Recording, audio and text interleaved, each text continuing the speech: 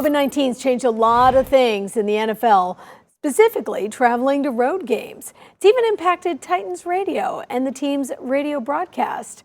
That made the decision to travel to away games this season even trickier, even though they no longer can fly with the team.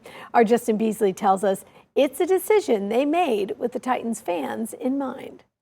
Snap, set, kick, good!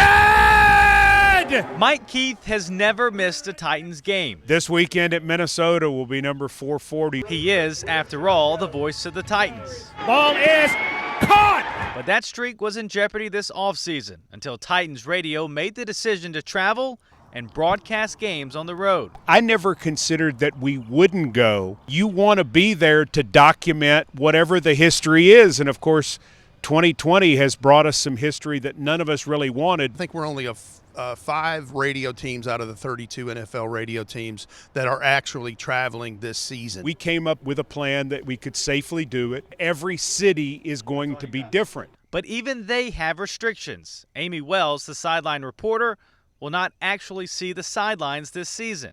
It's strange. I'm in that first row before the 8 rows that are blocked off. So the walkway in between row 1 in the stands is what they have designated as the moat. The thing that I'm missing in all of that is I am not in the same space as where the action is. But even with restrictions and a limited number of people in the booth, being at the game is much better than the alternative. The other 20-some-odd teams are doing virtual broadcasts. We would set up in our booth at Nissan Stadium. We would have a monitor that would have a fiber feed with the all 22 film feed. They're staying in their home base, and they're calling it from a monitor. If I were a meteorologist, I'd be Jim Cantori.